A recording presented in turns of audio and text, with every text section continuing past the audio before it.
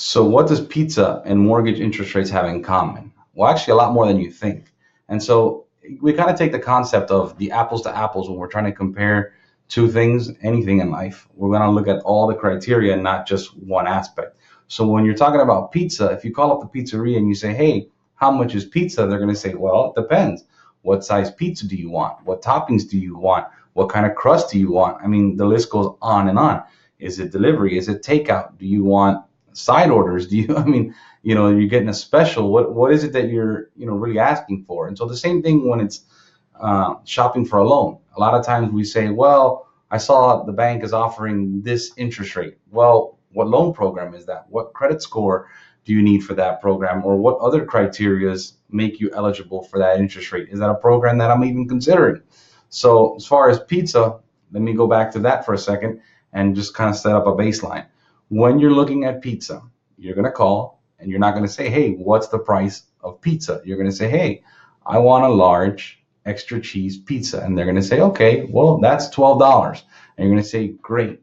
Now you can compare that if you're looking at any other options in pizza and say, all right, a large cheese pizza, considering everything else being equal, which we all know that some pizzerias are better than the other, but we won't get into that. Hey, I'm a pizza expert, okay? I know my mortgage too, but pizza's my specialty. So anyways, as far as comparing now, we can say, well, you know what? This other place has a better deal because they'll give me the large extra cheese pizza, but they're giving me free garlic rolls or free delivery or whatever the case might be.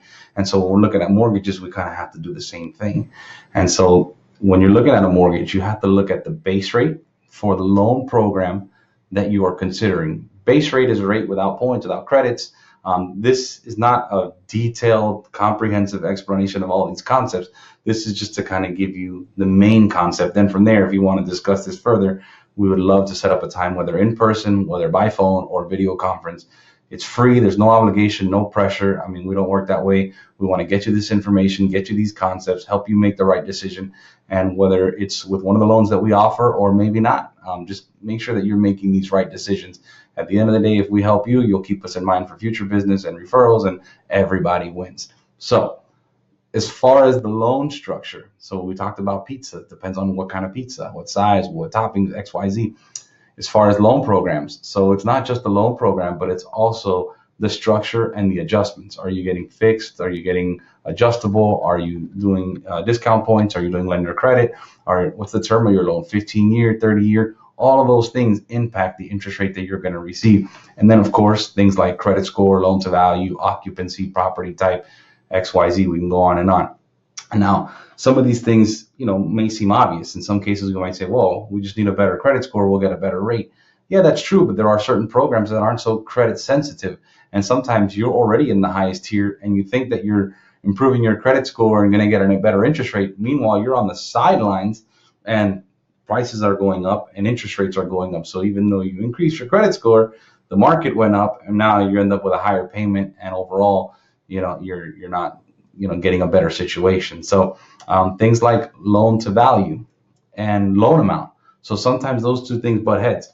So generally speaking, the bigger your down payment, the better your interest rate. However, in some cases, you'll get an actual bonus or a positive adjustment for the interest rate for certain loan sizes. So in some cases, by giving a bigger down payment, you're actually hurting yourself because you're making the loan amount smaller. And so sometimes you got to weigh the two options and figure out what's better. Vice versa. Sometimes people are fixed in their head that hey, I'm putting this amount of money down, and they pick a big number and it's like, wow, $10,000. That's a big down payment. And yeah, hey, that's a lot of money. But in some cases, you're giving a little bit too much or a little bit too little, because the way that the lenders look at it is loan to value. It's the percentage of the loan versus the value of the property. And so in some cases, by giving a few thousand extra dollars, you're already in a certain tier. And so you're not really benefiting yourself in regards to lowering the loan to value and getting the better interest rate. Yes, your loan amount's a little bit smaller, so your payment is going to be a little bit smaller. However, sometimes you can put that money in your pocket and have a little bit of extra savings so that you don't end up later on racking up credit cards doing some remodeling to the house. Sometimes you're better off putting that money elsewhere.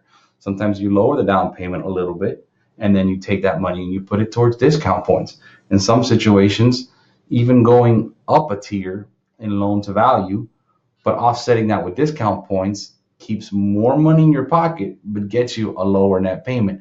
And so on a pizza example, let's go back to that because I know that just got a little bit complicated there. And again, I don't expect you to remember all this or learn all this in a couple minute video. This is just to get the wheels turning, get you thinking, and start thinking outside the box and not necessarily only going with the traditional thinking of, oh, I got to have a huge down payment and perfect credit to buy a home. There are things that you can do to buy a home now, to take advantage of prices now and interest rates now before they continue to go up. So anyways, think of this example. If you ever called the pizzeria and said, hey, I want a large pizza, I want this topping, that topping, I want this, that, the other, and then all of a sudden your total's like $30, and you're like, man, I just wanted a $10 pizza. All of a sudden I'm spending $30, and then the pizza gets to your house, and you're like, oh, look at this coupon. I mean, they have a special tonight. I could have got all this for $20.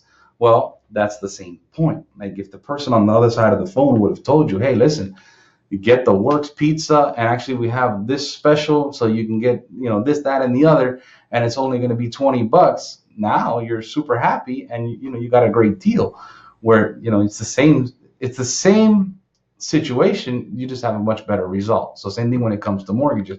Sometimes it's the same situation, but we can have a better result just because we did things a certain way, which is what we refer to as loan structuring.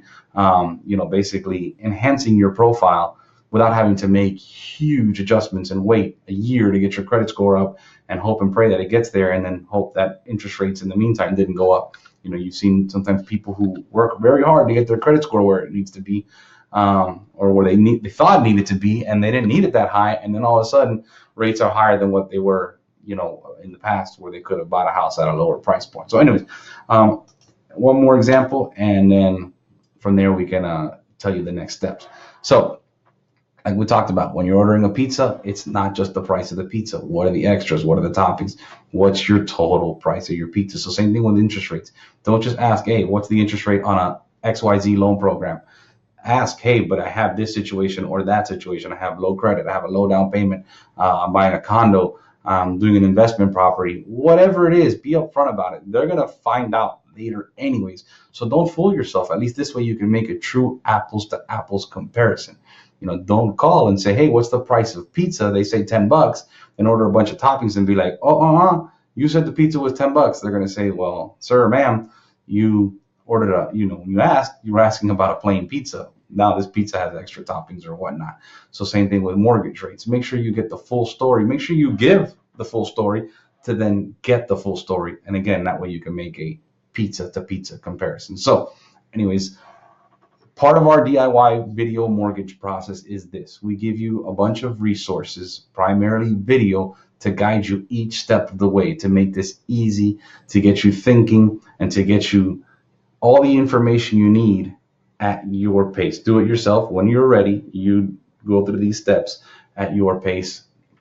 Now, we also offer, of course, the traditional stuff, the phone consultation, the in-person consultation, but we also offer video conferencing. If you would like more information, we can save you the traffic, save you the gas. You don't have to come all the way over here after work or on the weekend or in the middle of your day, just to get some information that, we can talk about during your lunch hour or on your drive home.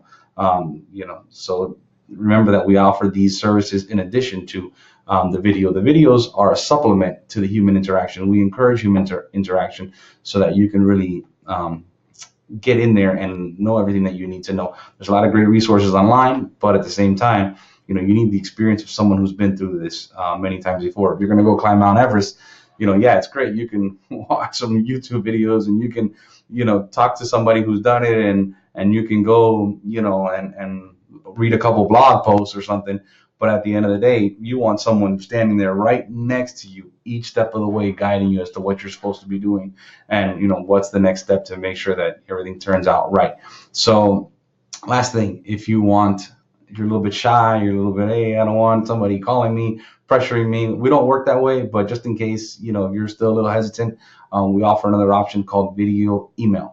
And so basically you send us your question and we're going to go ahead and send you back a video explanation. Why? Because generally speaking, it's easier for you to watch or listen to an explanation. It's faster, it's easier, versus you sitting there reading some big old long email explanation that probably won't even make sense. So I hope this information was helpful. Sorry this video ran a little bit longer than I like to, but we just got off on some good topics there, and so just wanted you to benefit from that information. So thanks for your time, and I hope we can either meet or talk sometime soon. All right, bye.